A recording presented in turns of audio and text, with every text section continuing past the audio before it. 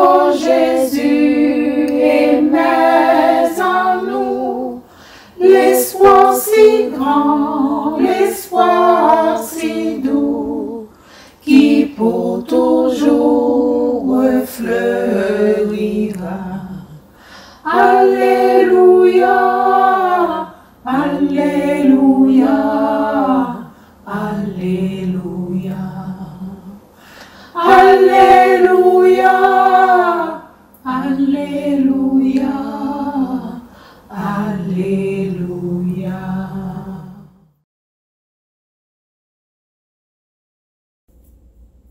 Chantez à l'Éternel un cantique nouveau, car il a fait des prodiges. Bonjour frères et sœurs, que l'amour du Christ nous possède et que sa paix puisse demeurer en chacun de nous. Nous poursuivrons notre culte d'adoration et de louange ce matin par la lecture du psaume 139 suivi de la doxologie. Ensuite, nous ferons place à la prière d'adoration et de confession qui sera précédée du cantique 205 français du recueil des chants d'espérance. Ô toi qui donnes la vie, à tes pieds je veux m'asseoir. Psaume 139. Éternel, tu me sondes et tu me connais. Tu sais quand je m'assieds et quand je me lève. Tu pénètres de loin ma pensée. Tu sais quand je marche et quand je me couche, et tu pénètres toutes mes voies. Car la parole n'est pas sur ma langue que déjà, ô Éternel, tu la connais entièrement. Tu m'entoures par derrière et par devant, et tu mets ta main sur moi. Une science aussi merveilleuse est au-dessus de ma portée. Elle est trop élevée pour que je puisse la saisir. Où irais-je loin de ton esprit et où fuirais-je loin de ta face? Si je monte aux cieux, tu y es. Si je me couche au séjour des morts, t'y voilà. Si je prends les ailes de l'aurore et que j'aille habiter à l'extrémité de la terre, là aussi ta main me conduira et ta droite me saisira. Si je dis, au moins les ténèbres me couvriront, la nuit devient lumière autour de moi. Même les ténèbres ne sont pas obscures pour toi. La nuit brille comme le jour et les ténèbres comme la lumière. C'est toi qui as formé mes reins, qui m'as tissé dans le sein de ma mère. Je te loue d'est-ce que je suis une créature si merveilleuse. Tes œuvres sont admirables et mon âme le reconnaît bien. Mon corps n'était point caché devant toi lorsque j'ai été fait dans un lieu secret, tissé dans les profondeurs de la terre. Quand je n'étais qu'une masse informe, tes yeux me voyaient et sur ton livre étaient tous inscrits les jours qui m'étaient destinés, avant qu'aucun d'eux n'existât. Que tes pensées, ô Dieu, me semblent impénétrables, que le nombre en est grand. Si je les compte, elles sont plus nombreuses que les grains de sable. Je m'émerveille, je suis encore avec toi. Ô Dieu, puisses-tu faire mourir le méchant, homme de sang, éloignez-vous de moi. Ils parlent de toi d'une manière criminelle. Ils prennent ton nom pour mentir, eux, tes ennemis. Éternel, n'aurais-je pas de la haine pour ceux qui te haïssent, du dégoût pour ceux qui s'élèvent contre toi? Je les hais d'une parfaite haine. Ils sont pour moi des ennemis. Sonde-moi, ô Dieu, et connais mon cœur. Éprouve-moi et connais mes pensées. Regarde si je suis sur une mauvaise voie et conduis-moi sur la voie de l'éternité. Gloire à Dieu notre Créateur. Gloire à Christ notre Rédempteur. Gloire à l'Esprit consolateur. Louange et gloire au Dieu Sauveur. Amen.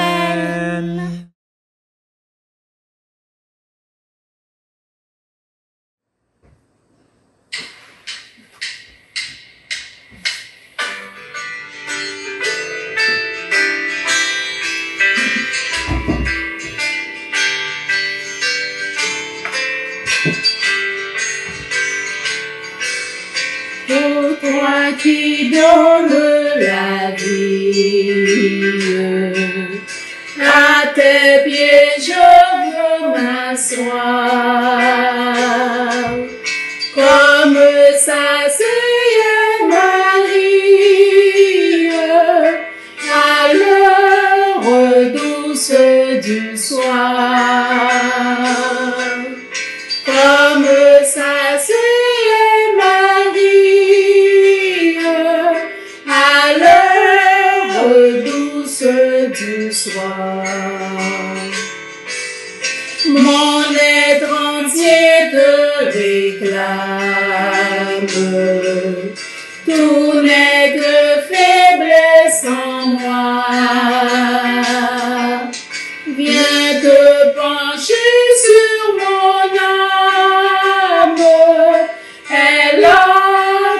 tant besoin de toi. Viens te pencher sur mon âme, elle a tant besoin de toi. Maître à tes pieds, je m'incline. Je t'appartiens sans retour. Verse en moi ta paix divine. Réponds en moi ton amour. Verse en moi ta paix divine. Réponds en moi ton amour.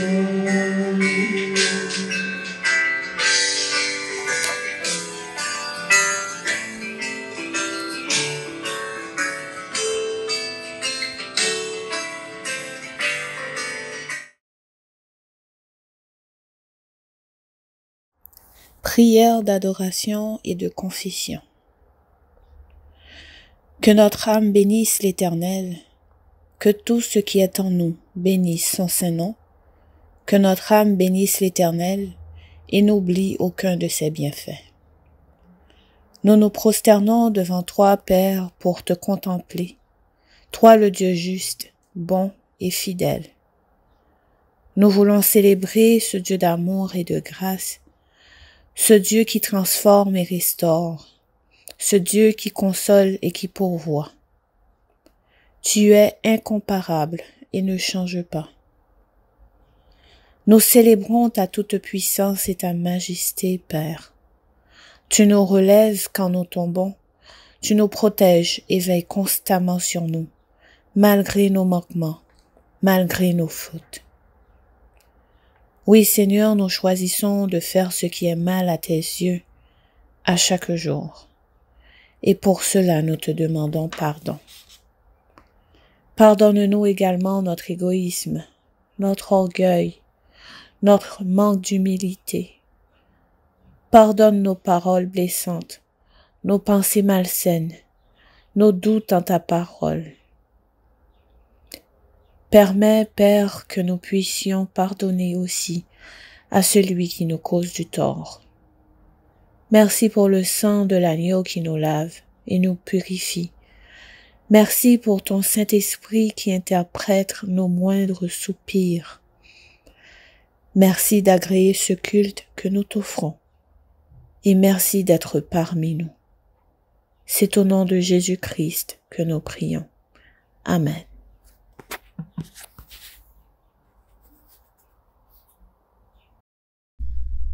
Car Dieu a tant aimé le monde qu'il a donné son Fils unique afin que quiconque croit en lui ne périsse point, mais ait la vie éternelle. Que ce message d'espoir et d'amour vous réconforte ce matin. Bienvenue à notre culte d'adoration et de louange. Bon culte, bon dimanche. Nous arrivons maintenant au ministère de la parole. La première lecture est tirée du livre de Jonas au chapitre 1er. La seconde est tirée du 5e chapitre de l'épître de Paul aux Romains. Nous lirons les 9 premiers versets. Et la dernière lecture se fera dans l'Évangile selon Matthieu au chapitre 12, les versets 38 à 42. Le message de circonstance suivra et a pour titre « Dieu ne veut pas la mort des pécheurs ». Il sera délivré par notre sœur Marie Karina. Bonne écoute.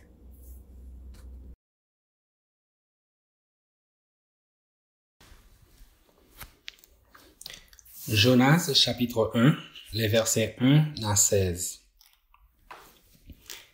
Jonas 1, versets 1 à 16. La parole de l'Éternel fut adressée à Jonas, fils d'Amittai, en ces mots. Lève-toi, va à Ninive, la grande ville, et crie contre elle, car sa méchanceté est montée jusqu'à moi. Et Jonas se leva pour s'enfuir à Tarsis, loin de la face de l'Éternel. Il descendit à Jaffo et il trouva un navire qui allait à Tarsis. Il paya le prix du transport et s'embarqua pour aller avec les passagers à Tarsis, loin de la face de l'Éternel.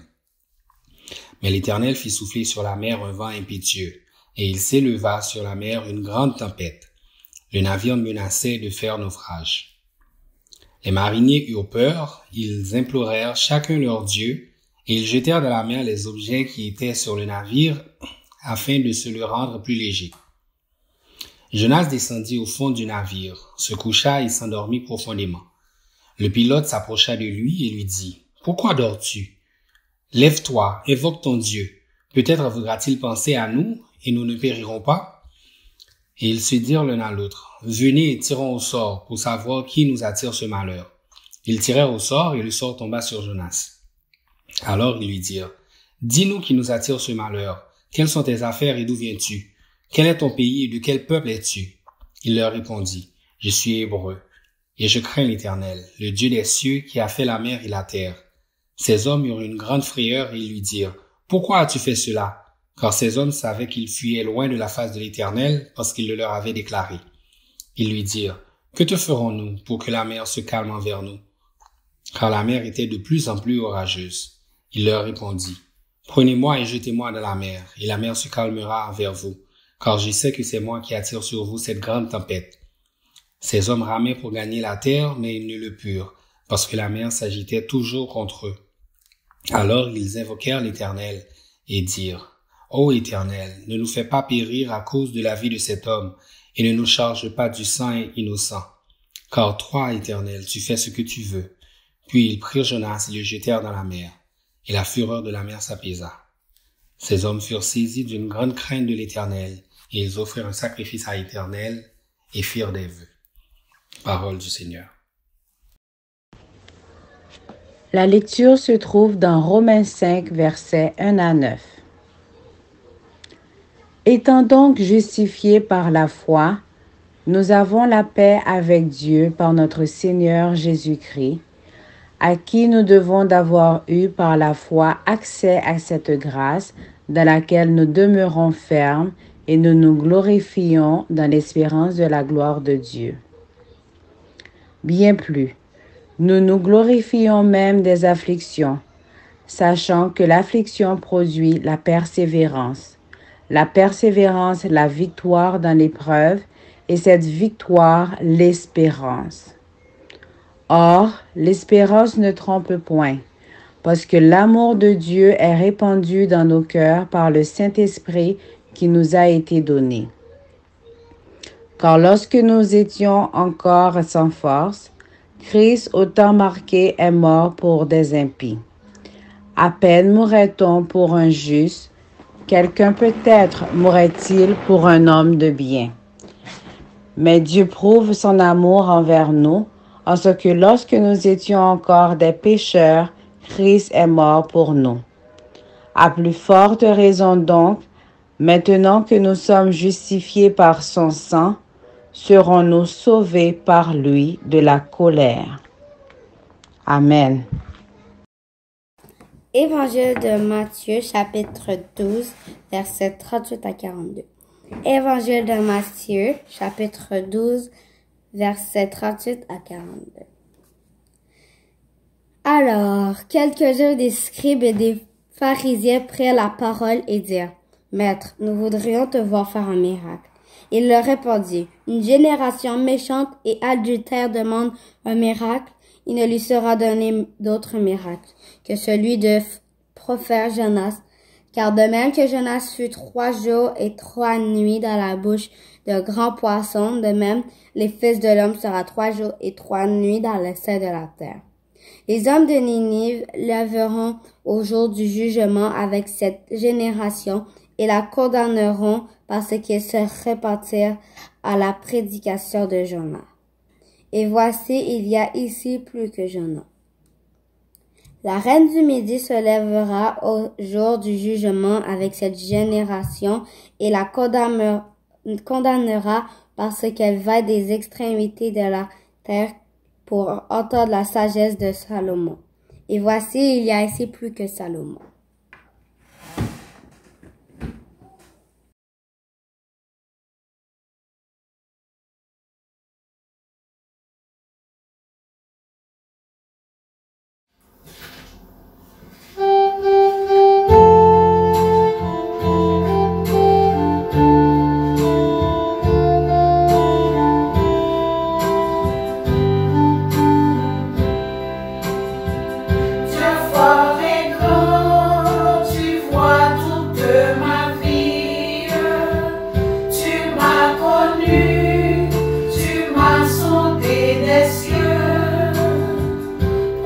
puis-je fuir ta science infinie? Éternel roi, tu me suis en tout lieu. Où puis-je fuir ta science infinie? Éternel roi, tu me suis en tout lieu.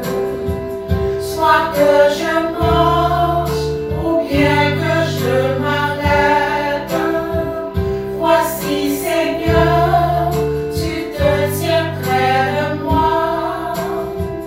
Et pour parler, quand ma langue s'apprête, tout mon dessein est déjà devant toi.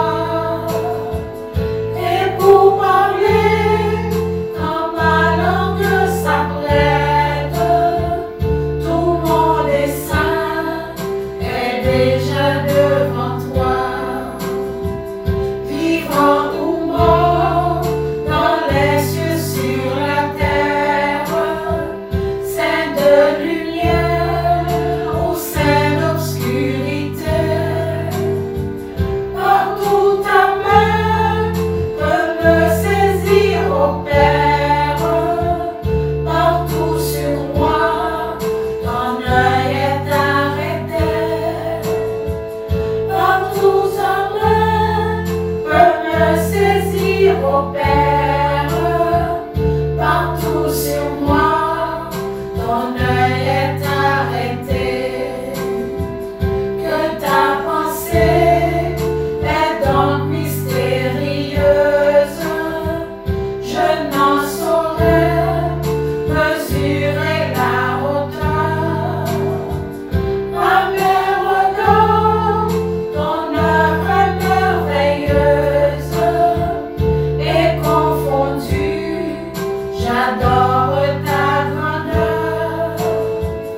À mes regards, ton œuvre est merveilleuse et confondue, j'adore ta grandeur. Connaître en Dieu ton amour, ta puissance, sur mon sentier, voir briller ta splendeur. Fondé sur toi, toute mon espérance, sont les seuls biens que désire mon cœur. Fondé sur toi, toute mon espérance, sont les seuls biens que désire mon cœur.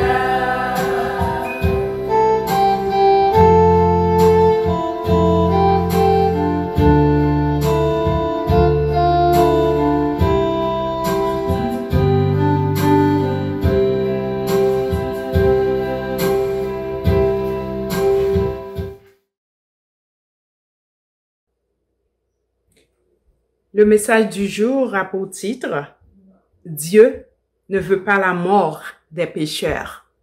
Prions Dieu. Ô Saint-Esprit, accompagne-nous. Nous savons que lorsque Dieu envoie, il pourvoit. Équipe-nous, prends toute la place. Au nom de Jésus. Amen. Devant la méchanceté des actions humaines, ne sommes-nous pas souvent tentés de croire que Dieu est indifférent à nos malheurs, à nos souffrances, qui n'a jamais senti une sorte d'amertume, de découragement face aux injustices qui composent notre quotidien? Notre réflexe est d'exiger réparation immédiate, oubliant que la loi du talion, qui disait œil pour œil, dent pour dent, n'est plus en vigueur depuis la venue de Jésus-Christ sur la terre. Le caractère de Dieu, sa justice, diffère grandement de nos caractères ou de notre justice. Ses pensées ne cadrent pas du tout avec les nôtres. Souvent, Dieu est obligé de nous remettre à notre place comme Jésus l'a fait avec Pierre, avec Jacques et Jean. En Luc 9, verset 55, nous lisons, « Mais Jésus se tournant vers eux, les reprit sévèrement. Vous ne saviez pas quel esprit vous inspire de telles pensées. Le Fils de l'homme n'est pas venu pour faire mourir les hommes, mais pour les sauver. » Le Fils de l'homme n'est pas venu pour faire mourir les hommes, mais pour les sauver. L'histoire de Jonas illustre bien cette révélation sur le caractère de Dieu. Voyant les iniquités des Ninivites, Dieu décida d'envoyer le prophète Jonas les avertir du sort qui les attendait. Qu'est-ce qu'un prophète? Le terme prophétesse signifie porte-parole. On distingue deux classes de prophètes, les prophètes majeurs, Ésaïe, Jérémie, Ézéchiel, et les prophètes mineurs dont Jonas en faisait partie. La Bible nous révèle qu'il y eut des hommes prophètes et des femmes prophétesses. Du temps de Jonas, certains peuples, ne connaissant pas le vrai Dieu, se livraient à toutes sortes de débauches et à l'idolâtrie. Ces modes de vie révulsent toujours le cœur de Dieu. Dieu peut aller jusqu'à ratisser toute une population. Exemple, Sodome et Gomorrhe. Le déluge du temps de Noé. Cependant, avant de frapper ou de détruire, Dieu envoie toujours des avertissements. Donc, à Jonas fut confiée la mission d'aller avertir Ninive qu'elle allait être détruite. Un message sans équivoque. Dans 40 jours, Ninive sera détruite. Le prophète, serviteur du grand Dieu, faisant à sa tête, décida de fuir à Tarsis, loin de la face de l'Éternel. Loin de la face de qui? De l'Éternel. Jonas connaissait un aspect de la personnalité de Dieu, si l'on croit le verset 2 de Jonas 4. Mais il avait oublié que les cieux, la terre, la mer, le vent appartiennent à l'Éternel. Il avait oublié qu'il avait affaire avec l'omnipotent, celui qui est capable de tout faire, l'omniprésent, présent partout à la fois en même temps, et l'omniscient, qui savait tout, et le souverain à qui personne ne peut résister. David nous l'a bien fait comprendre dans le psaume 139 que nous venons de lire. Où irai-je loin de ton esprit et où fuirai-je loin de ta face? En effet, une tempête soulevait les vagues de la mer, le bateau menaçait de couler. Les mariniers, devant la soudaineté et la violence de la tempête, comprirent qu'il se passait quelque chose d'anormal. Ils invoquèrent leur Dieu. Aucun résultat. Jonas, lui, au lieu de s'inquiéter ou de donner un coup de main à ses compagnons aux prises avec les éléments déchaînés de la nature, il dormait tranquillement au fond du navire. Forcé de se réveiller, il a dû avouer qu'il était responsable de tous ces branle-bas. Jeté à la mer, Dieu commanda à un poisson géant de l'avaler vivant. Voici notre Jonas, qui pensait avant que Tarsis était trop loin pour que Dieu puisse le voir. Il se retrouva à prier dans le ventre d'un poisson pour demander l'aide de Dieu. Après avoir été vomi 3 jours plus tard sur l'ordre de Dieu, il n'avait pas d'autre choix que d'aller délivrer le message que Dieu lui avait confié, lequel a porté fruit, car tout le peuple s'est repenti et a abandonné les mauvais comportements pour lesquels Dieu allait sévir. Dieu nous dit dans Osée 4, le verset 6, « Mon peuple périt faute de connaissance. » Avant de commencer avec les leçons qui se dégagent de ce livre, nous voulons nous adresser aux sceptiques car beaucoup ont du mal à accepter le fait qu'un poisson soit assez grand pour avaler quelqu'un. Nous allons vous répondre avec une question tirée de la Bible dans Genèse 18, verset 14. Y a-t-il rien qui soit étonnant de la part de l'Éternel? Y a-t-il rien qui soit étonnant de la part de l'Éternel? Si vous lisez la Bible, Matthieu 17, 27 nous rapporte que Jésus-Christ, devant payer l'impôt pour lui et pour Pierre, lui demanda d'aller jeter son hameçon à la mer et de tirer à lui le premier poisson qui aurait mordu. Et cela fut passé de la façon que Jésus l'avait dit, et le premier poisson avait dans son sein les pièces nécessaires pour payer l'impôt de Pierre et l'impôt de Jésus-Christ. La mer n'a pas de secret pour Dieu. De même qu'il avait placé ce poisson à la portée de l'hameçon de Pierre, de même, il avait placé ce poisson géant spécialement conçu pour contenir le corps de Jonas et de le garder en vie. Souvenez-vous de la pêche miraculeuse, de la multiplication de pain et de poissons, et j'en passe. Les poissons ont toujours été utilisés par Dieu pour montrer son omnipotence et son omniprésence. Dieu peut contrôler la mer, il contrôle l'océan, c'est lui qui l'a créé. Est-ce que bon Dieu, nous, en son bon Dieu petit poisson? Donc, son bon Dieu petit poisson n'a servi. Donc, il est capable de prendre petit poisson, mais pas capable de prendre gros poisson. Qui sait si Jonas n'avait pas été créé avec des spécifications spéciales pour vivre sous l'eau? Si du moins nous croyons que Dieu a créé l'univers, ayons donc foi et louons-le pour ses hauts faits, comme nous dit David. Des fouilles archéologiques en Mésopotamie ont prouvé que Ninive avait bel et bien existé. Donc, ce n'est pas un mythe. Les différentes leçons de ce texte, il y en a beaucoup. Donc, nous allons prendre les essentiels afin de d'écourter le temps d'antenne. Première leçon, l'ignorance peut détruire tout un peuple. Dans la deuxième partie du verset 11 de Jonas 4, nous lisons que la population de Ninive comptait 120 000 hommes qui ne savaient pas distinguer leur droite de leur gauche. À la lumière de ce verset, nous comprenons que ces gens étaient des ignorants, tellement avertis par le péché qu'ils étaient incapables de démêler le vrai du faux, le bien du mal. Yo pas comme ça qui bien, yo pas comme ça qui mal. Nous savons que dans de telles conditions, ils étaient sous l'influence des esprits mauvais qui sont toujours à la recherche de personnes sans intelligence pour faire leur habitat.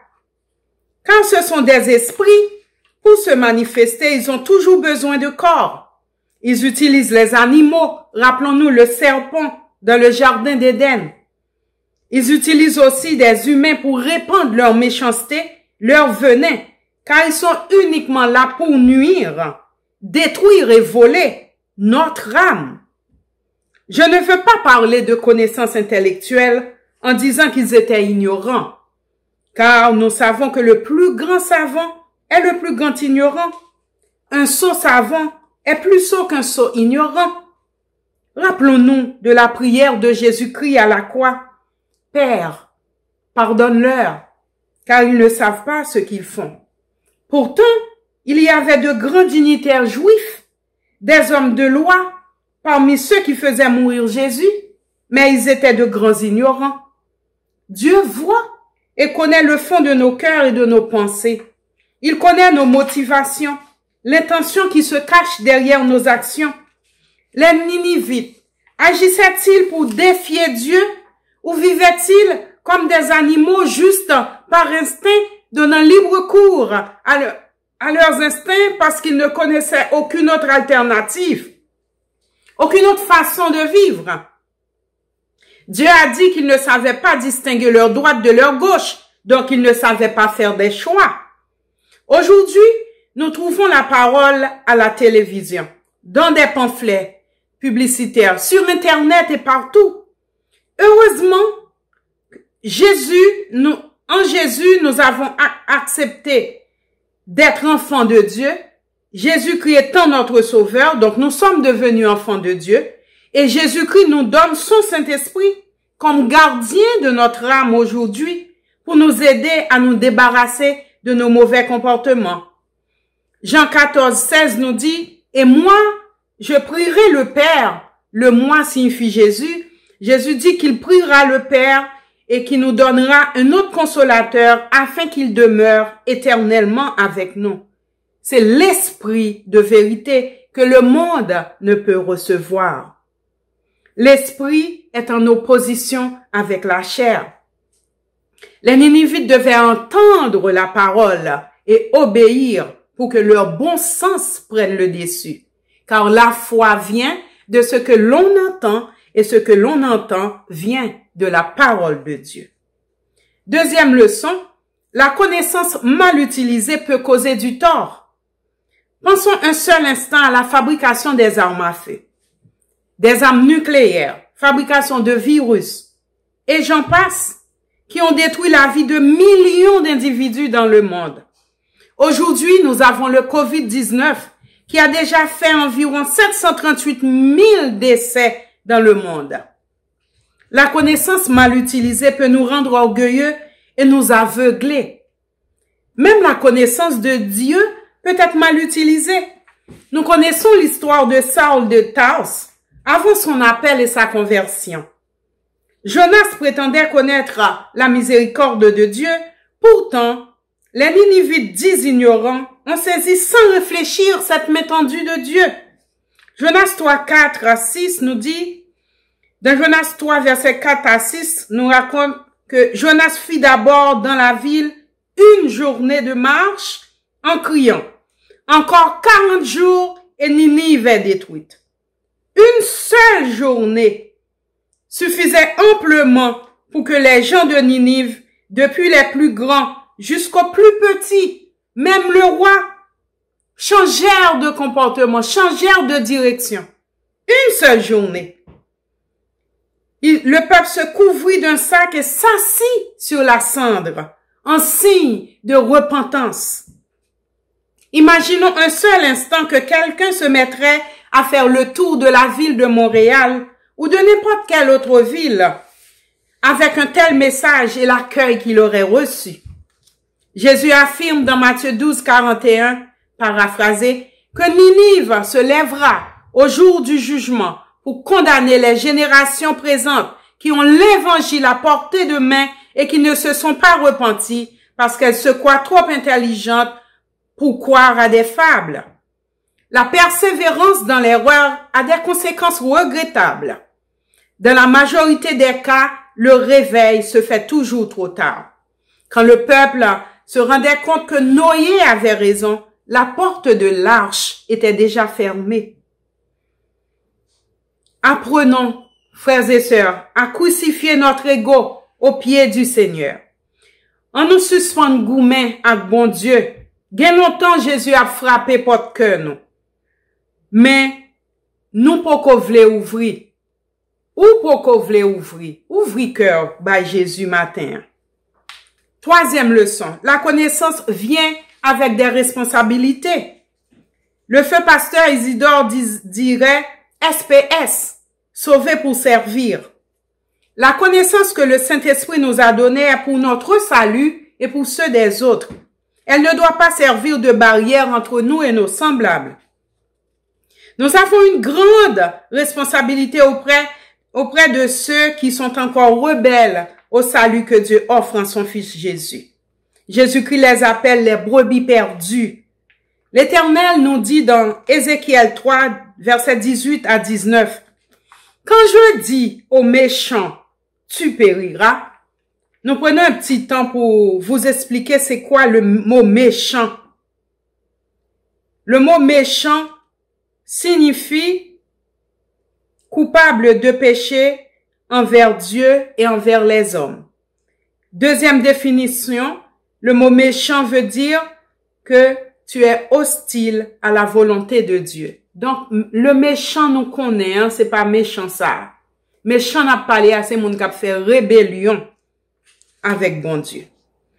Donc, l'Éternel dit à Ézéchiel, quand je dis au méchant, tu mourras, si tu ne l'avertis pas, si tu ne parles pas avec lui pour le détourner de sa mauvaise voie et pour lui sauver la vie, ce méchant périra dans son iniquité, mais moi je te redemanderai son sang. Mais si tu avertis le méchant et qu'il ne se détourne pas de sa méchanceté, il mourra lui-même dans son iniquité, mais toi, tu sauveras ton âme. Souvent, nous avons tendance à fuir les personnes qui ont un mauvais comportement pour sauver notre peau, prudence oblige. Mais le pire, c'est de refuser qu'on nous voie avec elles. Il y en a qui ne voudront même pas donner une bonne poignée de main à quelqu'un considéré comme perdu à cause de ses mauvais choix. Et pourtant, selon le message de Ézéchiel, le salut de nos âmes est interrelié. L'apôtre Paul l'a bien compris. Dans 1 Corinthiens 9,16, il a déclaré « Si j'annonce l'évangile, ce n'est pas pour moi un sujet de gloire, car la nécessité m'en est imposée et malheur à moi si je n'annonce pas l'évangile. » Nous faisons fonction d'ambassadeurs pour Christ. C'est entre Dieu et nous. Dieu nous dit que sa parole ne retourne pas à lui sans effet, sans avoir accompli sa volonté. Nous sommes des semeurs, c'est Dieu qui fait croître. Il nous demande seulement d'être disposés et disponibles. Restons donc connectés au Seigneur et nous verrons la moisson qui jalonne notre sentier. Il y en a dans notre famille, dans notre travail, dans notre église et partout où nous irons. Nous trouverons de la moisson pour le Seigneur. La tendance actuelle, hélas, c'est d'enlever Dieu de l'église, prendre la place de Dieu. Prendre la place de Dieu. Alors, le monde lui-même a été créé par Dieu et nous voulons prendre la place de Dieu. Rappelons-nous que là où Dieu est absent, c'est le malin qui règne, car la nature a horreur du vide. Nous avons été appelés sel et lumière du monde, deux fonctions indispensables pour le maintien d'une vie saine sur la surface de la terre et faire la joie du Créateur. Quatrième leçon. Dieu utilise parfois des faibles pour convaincre les forts. Nous avons tous des limites. Dieu seul est parfait. Abraham, Noé, Moïse, Paul, Pierre avaient des choses à améliorer. Mais Dieu se sert de nos imperfections pour nous rendre parfaits dans son travail. Notre vie peut être un témoignage pour les autres. C'est pourquoi la Bible ne nous cache pas les imperfections des prophètes, des apôtres, des disciples. Nous n'avons aucun prétexte pour demeurer dans la boue du péché. Jésus a dit, je ne suis pas venu appeler les justes, mais les pécheurs. Donc, vous êtes à la bonne place dans n'importe quelle église, quelle que soit sa dénomination, quel que soit son nom, même si elle s'appelle Église des saints, Église des parfaits, etc. Si du moins Jésus-Christ est le fondateur, nous y serons toujours la bienvenue. Il suffit d'être sincère envers Dieu et envers toi-même. Prendre le temps d'analyser vos actions à la lumière de la parole de Dieu. Se poser des questions. Et j'agis avec la chair ou l'esprit. Est-ce en accord avec ce que Dieu dit? Comment m'en sortir? Demander l'aide de Dieu. Toujours prêt à intervenir dans nos faiblesses. L'apôtre Pierre, analysant sa conscience, a dit un jour à Jésus, « Seigneur, retire-toi de moi, car je suis un pécheur. » Mais Jésus se trouvait à la bonne place, car il était venu justement pour les pécheurs. Il a donné sa vie, endossé notre humanité, abandonné sa gloire pour être avec nous. Il est décidé de nous sauver. Il veut et peut le faire. Les trois principales doctrines du méthodisme, c'est tous ont péché et sont privés de la gloire de Dieu. Tous ont besoin d'être sauvés. Tous peuvent être sauvés et sauvés complètement. Lorsqu'on arrive à comprendre ça, on a une grande révélation. Notre prière principale est « Seigneur, fais surabonder ta grâce sur nos péchés, car nous avons besoin de ta miséricorde pour changer. » L'idéal serait de le vouloir sincèrement. Cependant, même si la volonté de changer ne se fait pas encore sentir, ce n'est pas une raison pour fuir l'Église. Il faut obéir à l'impulsion de te retrouver dans une assemblée chrétienne, car c'est Jésus qui frappe à ton cœur. Le prophète Jonas n'était pas un prophète obéissant ni parfait. Il était volontaire, il était égoïste et nourrissait des préjugés. Donc, il était aussi un pécheur, mais il ne le savait pas. Il se considérait meilleur, pour ne pas dire supérieur, car il connaissait le vrai Dieu, il travaillait pour lui, il lui révélait des choses. Il décidait que les Ninivites n'étaient pas dignes de recevoir la miséricorde de Dieu. Alors que n'était-ce justement la miséricorde de Dieu, il serait perdu s'il était mort dans le ventre du poisson sans avoir avoué sa faute à Dieu. Il était carrément fâché parce que Dieu ait pris en considération le repentir de la population de Ninive et n'a pas détruit la ville. Jonas aimait son aisance, son indépendance. Il a construit sa petite cabane loin des regards et des intrus. Et Dieu, qui a de l'humour, a fait pousser un ricin pour le cacher du soleil. Mais le lendemain matin à l'aube, le ricin est mort. Dieu lui a fait prendre conscience combien la vie d'un ricin était plus importante à ses yeux que la vie de 120 hommes, 120 000 hommes, sans compter les femmes et les enfants. Nous connaissons, frères et sœurs, il y a des gens qui baillent plus importance à un petit plante la caille que à un monde, hein. Il y a des gens qui baillent plus importance à chaîne gen devant porte li que à un monde, à voiture li que à un monde. Jonas n'avait pas, hélas, dans son cœur l'amour pour les âmes perdues. C'est grave chez un prédicateur. C'est facile de voir les péchés des autres, mais nous ne sommes pas meilleurs, nous ne sommes pas différents chrétiens. Si nous mettons en lumière les mauvais comportements de l'homme de Dieu, ce n'est pas pour lui faire un procès, mais pour nous éclairer sur notre caractère. Cependant, en dépit de tout ce qu'on peut lui reprocher, nous pensons qu'il avait quelque chose d'unique, d'exceptionnel. Premièrement, il n'a pas déformé le message de Dieu. Il l'a délivré tel qu'il l'avait reçu. Deuxièmement, et le plus important, il savait distinguer et reconnaître la voix de Dieu parmi tous les autres bruits. Grâce à cela, il a sauvé la vie de 120 000 hommes, sans compter les femmes et les enfants. Parce qu'à cette époque, on ne comptait pas les femmes et les enfants. Il a fait fléchir un roi. Les marins qui adoraient de faux dieux ont adoré le vrai Dieu ce jour-là. Frères et sœurs, amis qui nous écoutent, l'essentiel est là. Lorsqu'on sait reconnaître la voix de Dieu, on ne persiste pas dans l'erreur. On marche avec assurance. On avance sur le chemin malgré les obstacles. Dieu parle encore aujourd'hui. Sachons discerner sa voix. Comme Jésus, Jonas a été envoyé pour sauver un peuple pécheur. Il a passé 3 jours, 3 nuits dans le ventre d'un poisson. Jésus-Christ a passé 3 jours, 3 nuits dans le sein de la terre. Mais au contraire de Jonas, Jésus-Christ avait obéi jusqu'à la mort, sans se plaindre. Jésus mangeait avec les pécheurs, sans préjugés. Jésus est venu sauver le monde entier. Il avait lui-même calmé la tempête qui était agitée. La mer, qui était agitée. Le livre de Jonas nous parle du plan éternel de Dieu pour les pécheurs. Oui, frères et sœurs, Dieu aime les pécheurs, même s'il hait les péchés. Dieu sait très bien qui est le père du péché et combien il est rusé. Il ne veut pas que nous périssions. Il utilise toutes sortes de moyens pour nous avertir. Des prophéties, des messages, des songes, et j'en passe. Dieu œuvre encore à notre salut par le Saint-Esprit que nous avons reçu en acceptant Jésus-Christ comme Seigneur et Sauveur de notre vie.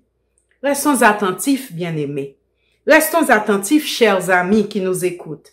Dieu a un message pour vous aujourd'hui. Dieu vous dit qu'il vous aime. Dieu vous dit qu'il veut vous donner son salut et vous faire participer à sa mission, comme il l'avait fait pour Simon et André, des pêcheurs de poissons qui étaient devenus des pêcheurs d'hommes, comme il l'a fait pour moi aussi. Dieu veut mettre fin à notre esclavage. Dieu veut mettre fin à votre esclavage. Jésus a déjà vaincu Satan à la croix pour vous. Saisissez cette grâce surabondante et salutaire, cette grâce de beaucoup supérieure à la quantité de péchés que vous avez déjà commis. Dieu sait tout, il voit tout. Il savait que vous alliez commettre toutes ces erreurs, mais cela ne l'avait pas empêché de vous sélectionner parmi des millions de spermatozoïdes. N'écoutez pas vos amis, n'écoutez plus vos amis. Les grands savants non convertis qui sont sous influence de Satan, qui sont des envoyés de Satan. Frères et sœurs, faisons attention.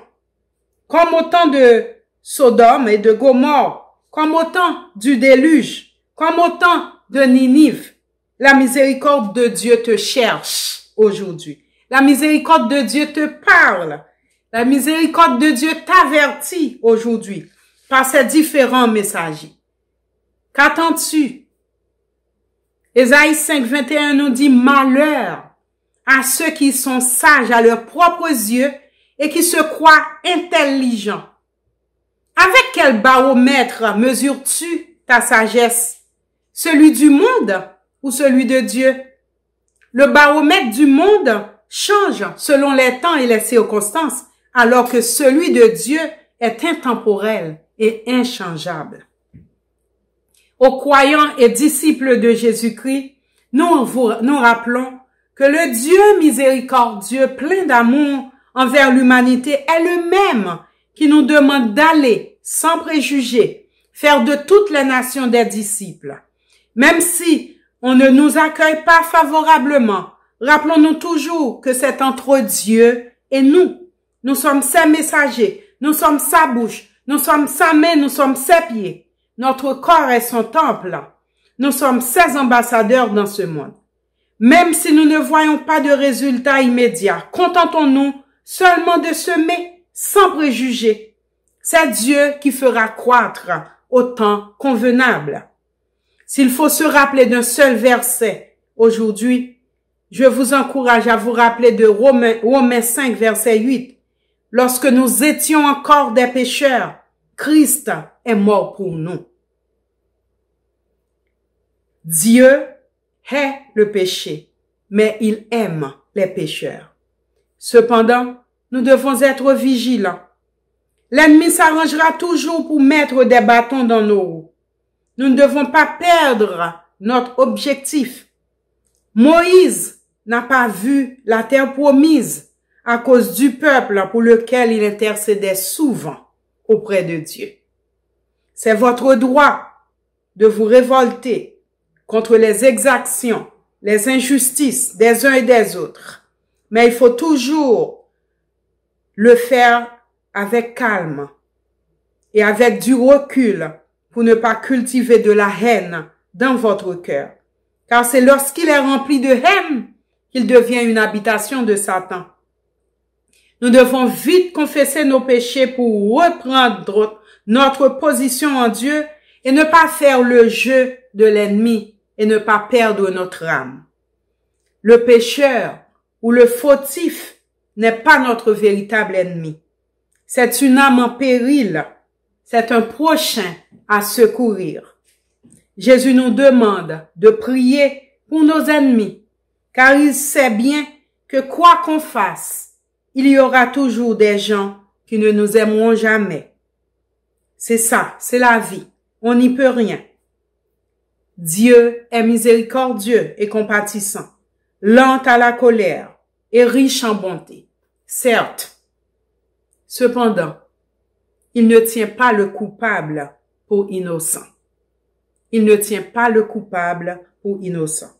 À un moment donné, sa patience atteindra ses limites. À un moment donné, il va sévir. Que le Saint-Esprit de Dieu nous éclaire dans nos choix et dans nos comportements. Qu'il en soit ainsi. Amen. Frères et sœurs, que la paix et la grâce de notre Seigneur et Sauveur Jésus-Christ soient avec chacun d'entre vous. Rapidement, nos annonces de la semaine. Nous vous rappelons qu'à chaque matin, sur la plateforme WhatsApp, nous avons notre prière matinale qui est publiée.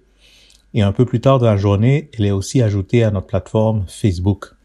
Nous avons toujours notre prière à chaque mardi soir à partir de 7 heures et notre étude biblique qui se fait à chaque vendredi soir à partir de 7 heures avec le pasteur Kernizan sur la plateforme Zoom.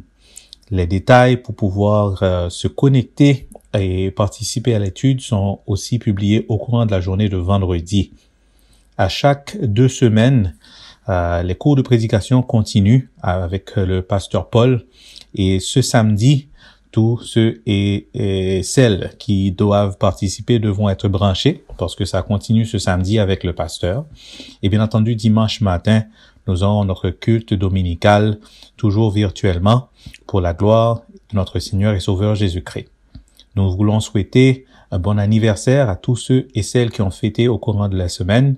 Que le Seigneur vous garde, vous bénisse abondamment. Ce sont là toutes les annonces. Que le Seigneur vous bénisse.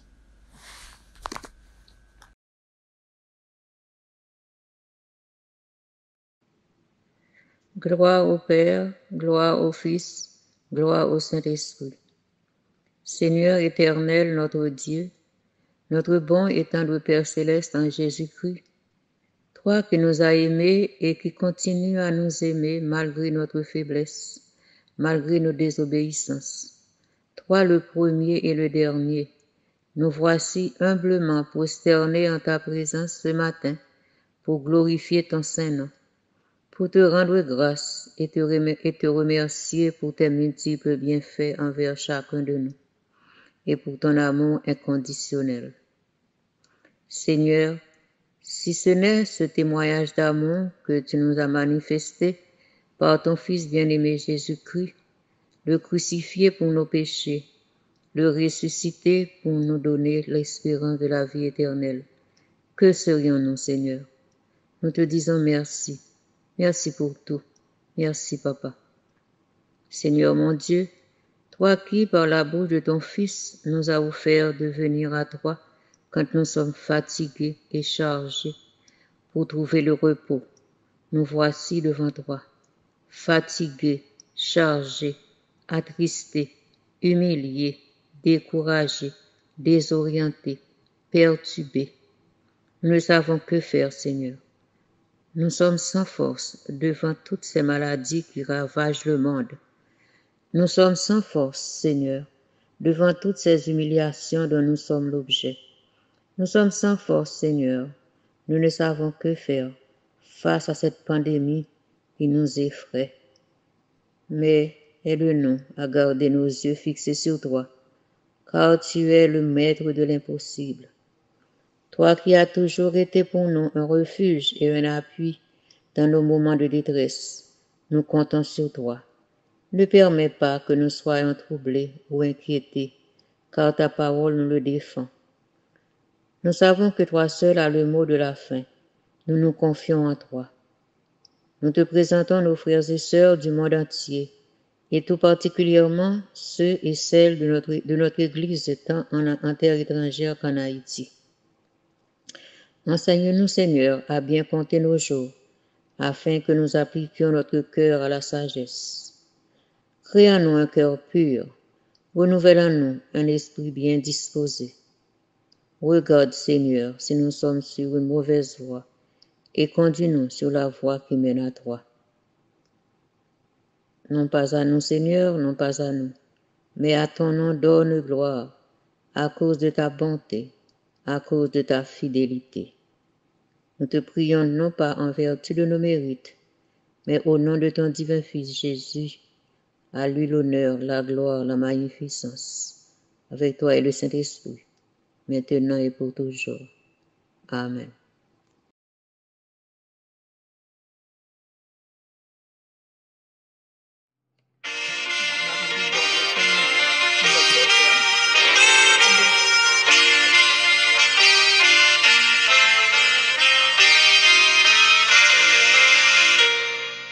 Du ciel vient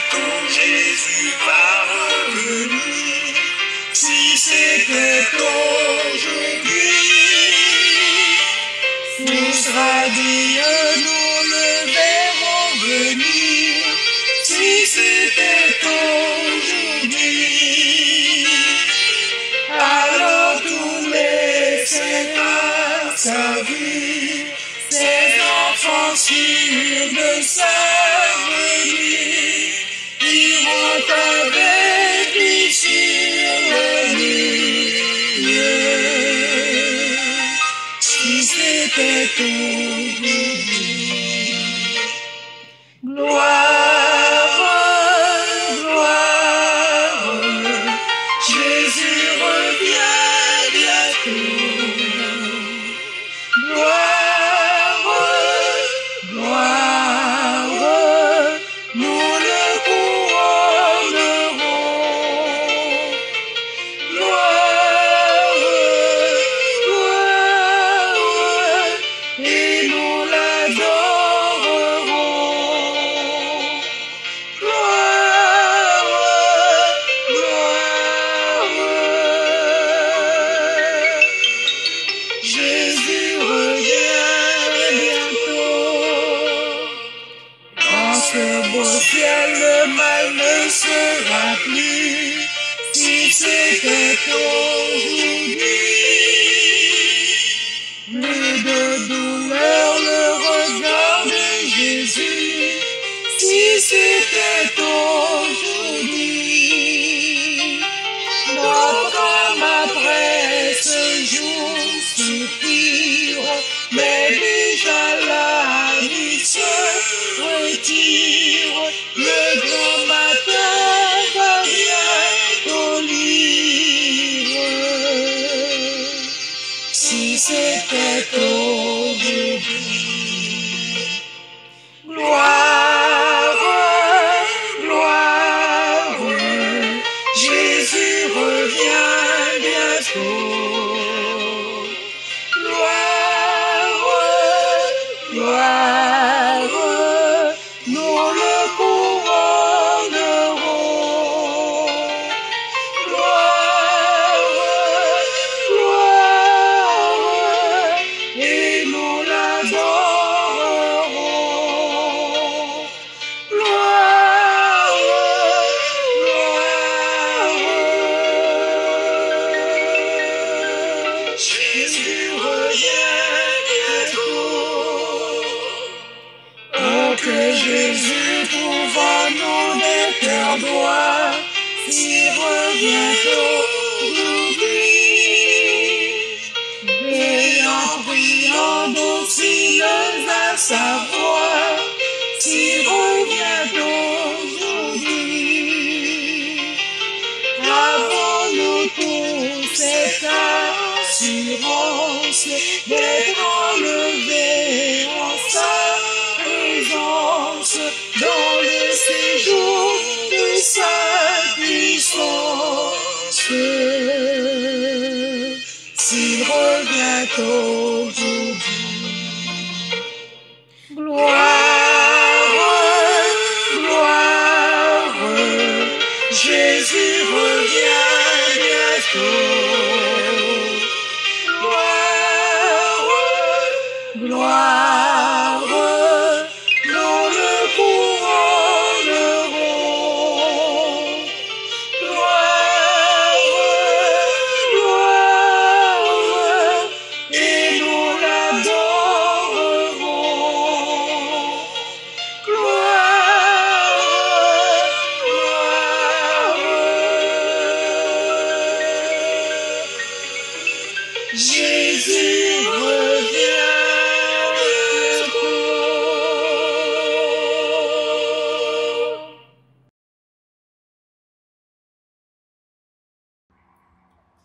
Chers frères et sœurs en Christ, chers amis, nous voici arrivés au terme de notre service d'adoration.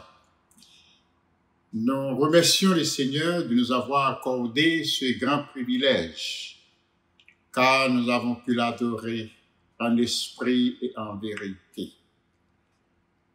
Nous savons que toute chose concourt au bien de ceux qui aiment Dieu. Et nous voulons en ce moment remercier tous ceux et toutes celles qui participent à ce culte que nous venons d'offrir à notre Dieu, notre Seigneur et notre Maître. D'ici là, nous vous souhaitons un bon dimanche et une bonne semaine dans l'espoir de vous retrouver sous peu pour notre plus prochain culte. Que le Seigneur vous bénisse abondamment. La bénédiction. Maintenant que la grâce de notre Seigneur et Sauveur Jésus-Christ, l'amour du Dieu le Père et la communion de l'Esprit Saint soient et demeurent dans le cœur de chacun de nous, dès maintenant et à jamais. Amen. Le Seigneur vous bénisse.